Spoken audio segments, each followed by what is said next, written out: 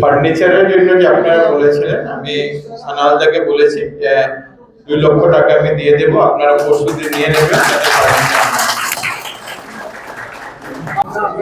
Thank you sir मथंग city अखोई अथोब निंगसिंगलो लखीपुर की प्रेसिडेंट बिरिबा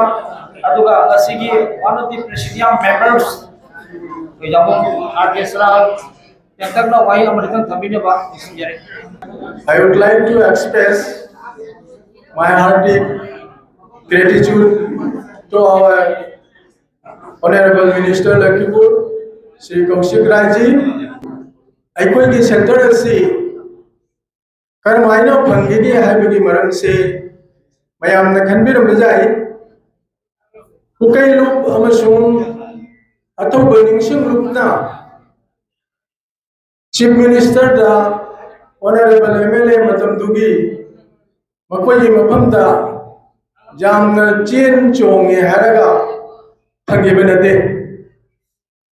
अइना हाइजरी से मैम हाथ तबिको मसे ऑनरेबल मतम दुगी एमएलए हौजिकना मिनिस्टर मसामकना एकोइदा मणिपुरी कल्चरल हॉल अमा सागे लंपिउ हाइना हाइबेगी मतांगसिदा एकोइगी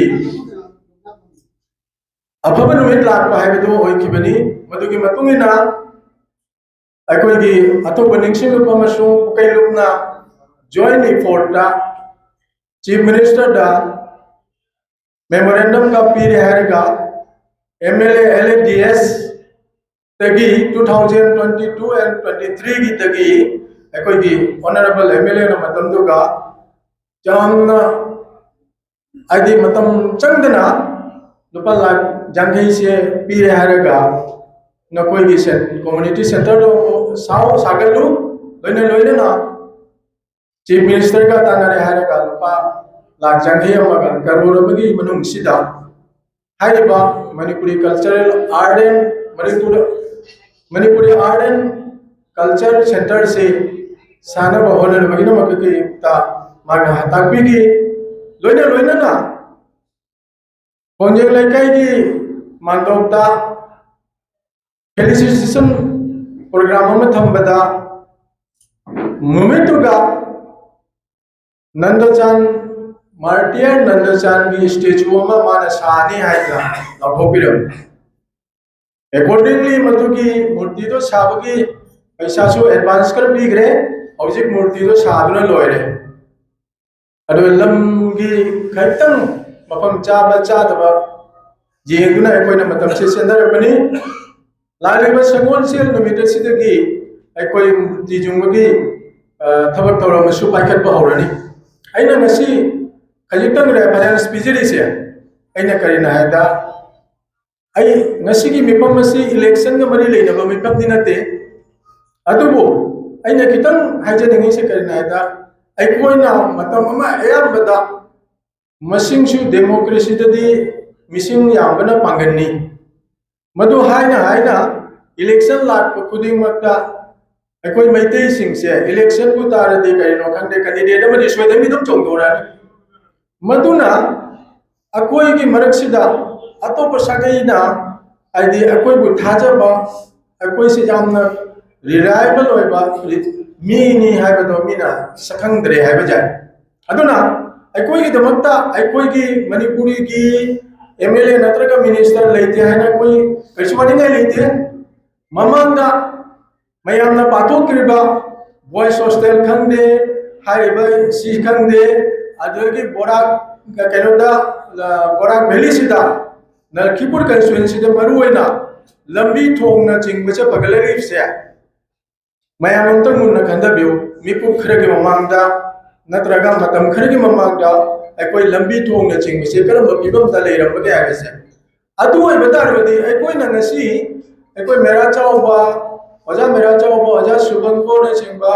अते अते ओजा विद्यापति ने चिंगबा अदगी पंगंदे सुबुदु बहेमे ने चिंगबा एमएलए लेरमी मतमदुगा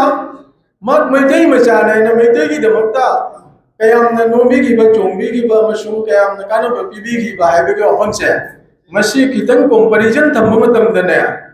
अखोई मैतई अखोई जाति की मैतई दगिदी हौजिकी ओइरिबा एमएलए मिंगोइन पंजरबदा ऑनरेबल मिनिस्टर कौशिक राइसे मसे माक अतोपा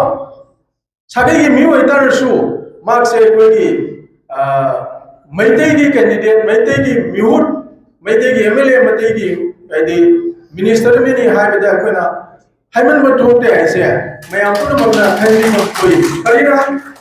अखोई की दमकता मिकुम नहम कांगदना कुदोंग चाबा कुदोंग चादबा कुदिंग मक्ता नापीदुना अमसु अखोई की अवाटपदा मेंगत पीबसे मसिबु अखोई की मी नते नत्रगा मी की मी हाइबम थोपरे नोमा आइना मैमदई कितन नुम पंजगे को नोमा बॉयज हॉस्टल मीटिंग फंबे सिदा आदि जाम समनाय तो माइजगे आदि ह्यूज अमाउंट की गवर्नमेंट ने सैंक्शन होय बदो नता बता इलेक्ट्रिसिटी की आउटस्टैंडिंग बिल खरा लेहौरे हाइना वजा केंजा नमसुंग ताकोला कांतोन हाइबा मतमदा हाइरिबा कोई की मतमदुगा मार्क से एमएलए होइना लोपा लाख अमा केस मखाउ दे पिरमे अदो इतादे कोइना सुमता कंपैरिजन तौदे कोइ थोपरा मसे कोइ तमनरोइसी मतुंगदा अखोई महाक की तविमल अखोई अइना खंजै मैतै हाइबा मैतै असे मी तौबल खंगदबा मीदि नते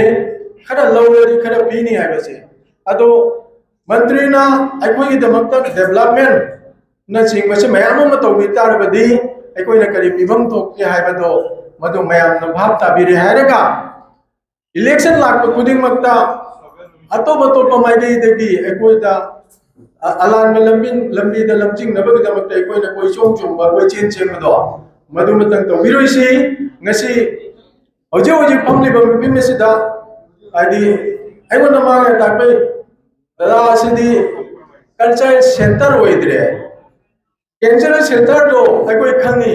oidre sune apna dagi paisa khar ga lowe gane madak siga center do sane khanga agoi myam tan hare ga eto sajan bani ado nangna lawdo ka da lawdo piramo agoi na tobe do agoi dum tawjere ai badi wapang nasma thada thambi amasung लोमदु का लोइना ना लाजांगे दु का लोइना ना लुपा लाखनि सु दराई हाइबो काहौरे दरा नमतो लावो बिया दमाने मा दम लावो गायना मयाम न खंगन असिदबु अकोइना मा से मैते नत्रगा मयाम ने ना खंबा याबरा मसिगे वाकन से मयाम न खंद बियो आई जाम न मतम लॉक्चर रोगे आई ऑनरेबल मिनिस्टर दा sir I would like to request you that please try to learn Manipuri language so that we can exchange very easily and we will be the permanent MLA or minister of this constituency. With these few words, I would like to conclude my source deliberation. Thank you, sir. Thank you all.